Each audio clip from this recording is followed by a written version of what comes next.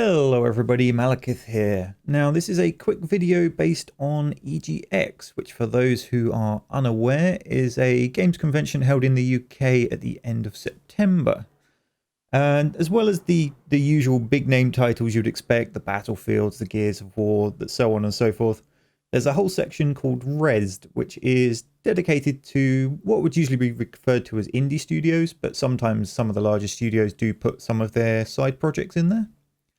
And it's a good place for those guys to showcase their products because there's a lot of indie developers, and being able to actually get it in front of people to try out is a good way of publicizing it. So what I've done is I've picked out the three that I had the most fun with at the show, and I'm going to present to you as much information as I can. A couple of them aren't quite released at the time of recording, but they've sent me some footage of the current build, or have given me access to a beta to quickly get some footage from.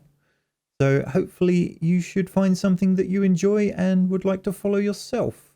You should be able to click on the images below to skip to any specific one, if one particularly takes your interest, and all of the details for finding out more about them will be put in the description of this video.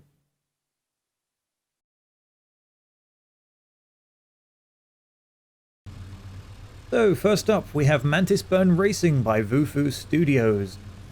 It is currently available for purchase on PC via Steam, the PlayStation 4 and the Xbox One. It has 4-player local split screen and up to 8 players online. As you can see, it is a top-down racer, which isn't usually something I'm particularly interested in. I usually much prefer my sort of first-person or guess third-person on occasion racing simulator style games as opposed to these top-down racers. That is usually because I generally find they just don't have the right feel to them. You're kind of detached from the vehicle and it's a bit difficult to kind of comprehend exactly where you should be steering at any moment in time. One thing I found with Mantis is the feedback. I'm guessing it's some combination of the graphical feedback from the dirt kicking up off the tires, and just the sounds associated with it, but the feedback is really good.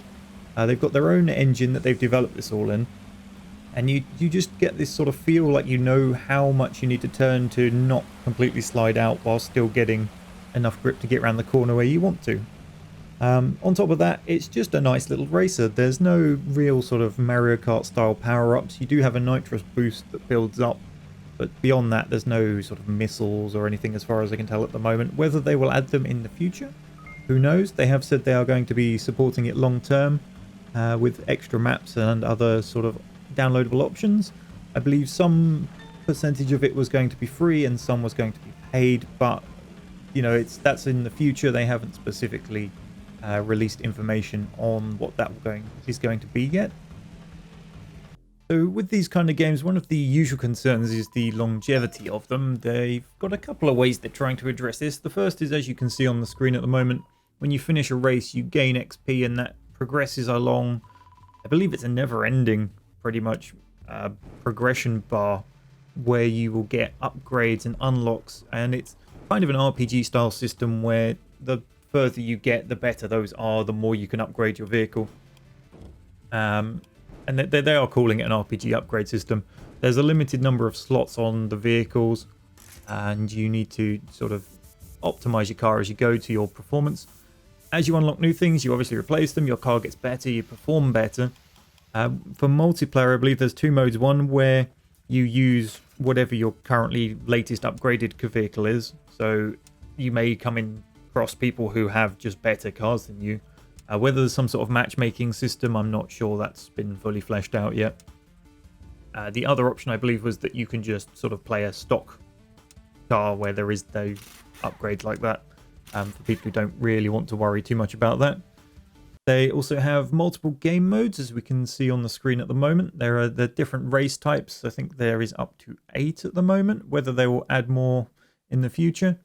They're all based around racing, though. You've got some sort of knockouts, and where the last person on each lap gets knocked out. You've got some time trials. You know, there's nothing utterly crazy. They're looking to put in weekly challenges to try and, you know, keep things spiced up for people who want to come back regularly and play. And overall, it just felt like quite a nice game, especially for the price point they seem to pitch it at. I think they've picked a good, reasonable price point for it. And if it seems like your kind of thing, just head on down to the links in the description below and take a closer look at what they have to offer.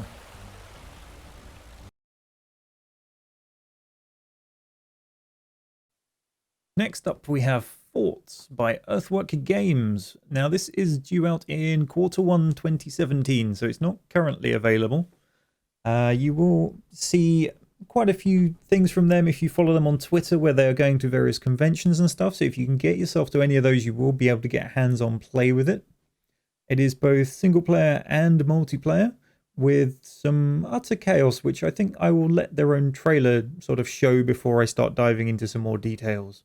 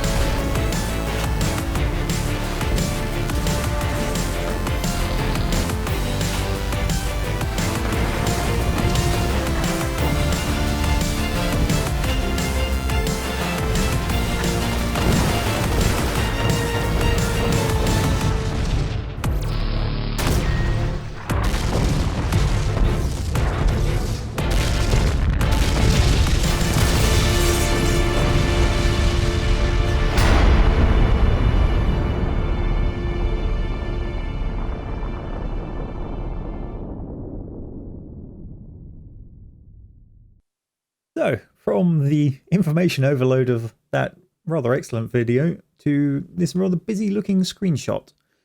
As the video implied, you kind of bridge builder style build yourself a fort. For the multiplayer aspect, there's sort of a resource mechanic.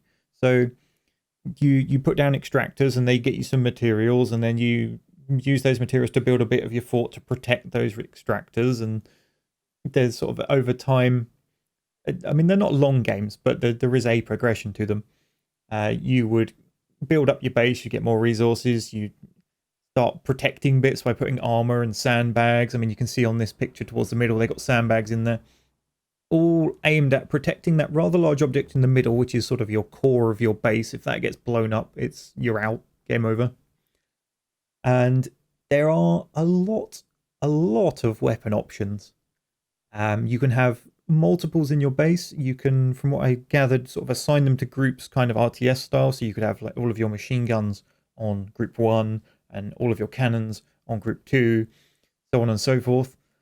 Because it's all based around a physics engine, you get some very interesting things happening. So you would have seen in the video some lasers kicking off.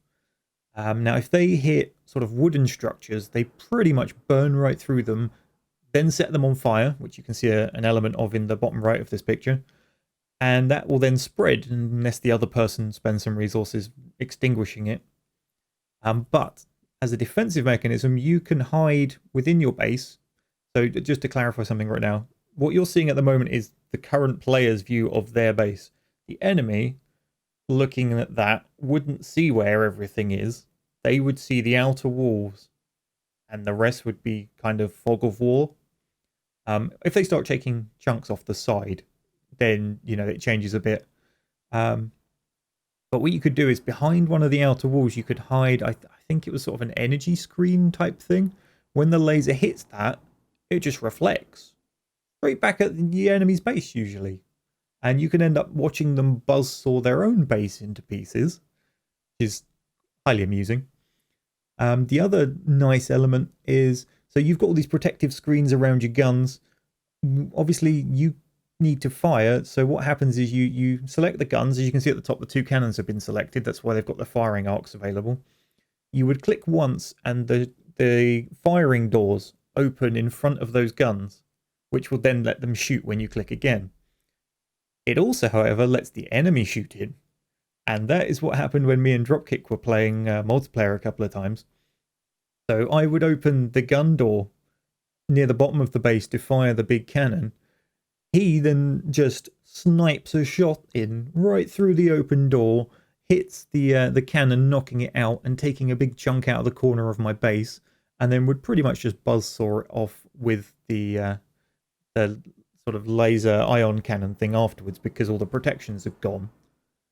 There's some very, very nice combined arms options. I did get my own back later.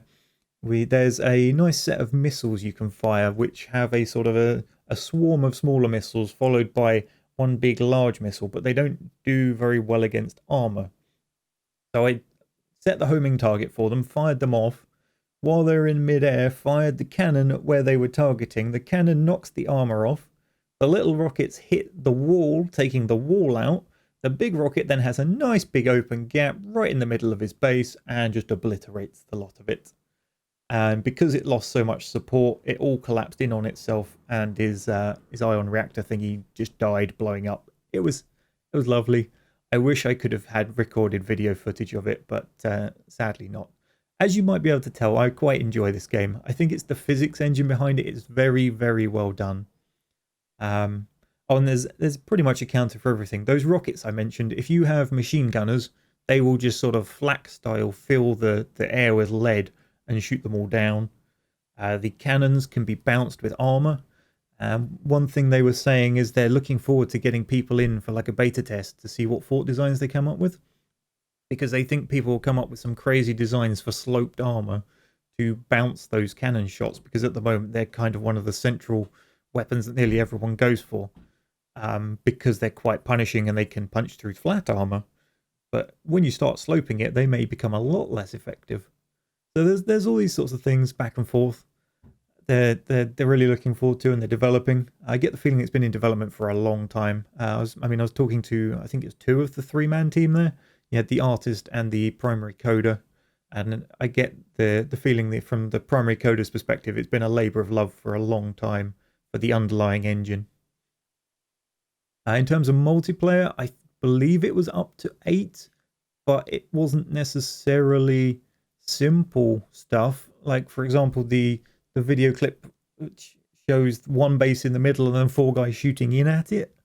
There's people building off of the ceiling. It has a lot of potential as a group game, especially. For the single player, I suspect it is more a case of kind of Angry Birds style puzzler from what I've seen of the campaign. I suspect multiplayer is really where you'll get the most sort of longevity out of the game.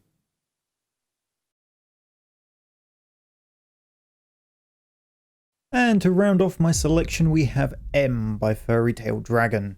This is due out on the PC in 2017, is as much detail as they are currently available to provide. It's a very difficult game to describe. So there's a 2D version, but what they had on demo at the show is a VR version. I was using an Oculus Rift. It is, however, supported on other platforms as well. It probably works a bit better in a VR platform. A lot of the sort of, I won't say tricks, but the way that it immerses you in the game and draws you in and keeps your attention really is exceptionally good in VR. I don't know how well it would hold up in 2D. It was something I'd really have to try, and I suspect it depends on you individually how well you can immerse yourself into a 2D screen. I'm sure certain people would have no problems whatsoever, and others may find it slightly more difficult. The best way I can describe the game is a exploratory puzzler. It kind of rings slightly of Portal in that you're in a room trying to solve puzzles, but a lot more of it is about the sensory effects the surroundings have on you as you complete things. Things shift, and because you're looking around, most likely in a VR headset, you only catch certain things. You hear things behind you. You turn to look, and the room's shifted. The lighting effects are phenomenal, and there's just lots of little things that I really cannot describe to you, unfortunately. And the amount of footage I've been provided with is nowhere near sufficient to really showcase how much I enjoyed the experience. But a lot of it would kind of ruin the puzzles if it were to be shown. It's going to be a very difficult one, I think, for them to market because it's such a experience, really, which is odd for me to say because it's not the kind of thing I really associate a video game with.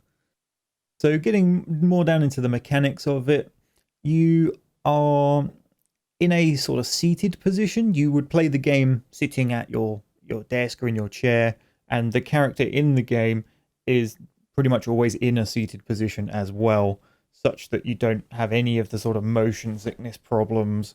And I guess it allows them to better represent the sort of effects that they can do to your senses because you're always in one of several known positions within the map. You'll see from some of the screenshots there's sort of a ghostly silhouette of a person sitting. What you would do is you would look at that and then press the button on the controller, and you could sort of warp to that position, and you would then assume the perspective of a person sitting in that seated position. And so there's several of these places around the room, and you would warp around the room to get different perspectives on things, and you'd be looking for sort of hidden shadows.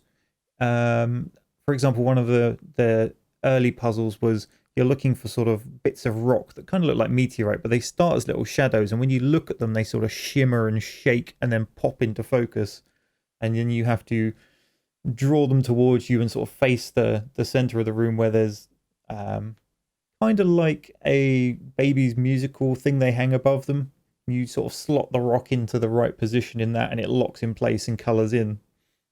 And once you've got them all, you then move on to the next bit of the puzzle where you've got to rotate all of these discs that then rotate each other so that they're in a certain pattern, and that completes the puzzle. It's very difficult to describe, and unfortunately the footage won't show you a lot of it.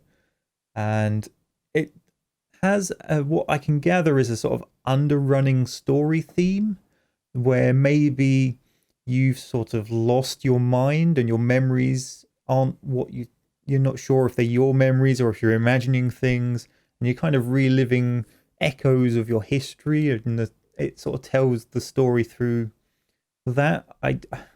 It's very difficult to describe. And the guy at the store was like, "What do you think M stands for?" at the end, and you're sitting there going, it's something to do with memories and just how your mind handles and remembers things and sorts through, and it's not really very clear. I suspect it's probably quite a good way of drawing you in to keep going because you want to know what it's all about.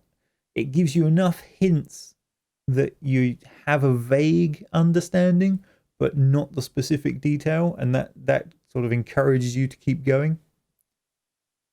So it's one to keep an eye on. I suspect a demo would go a long way to convincing people that it's worth buying.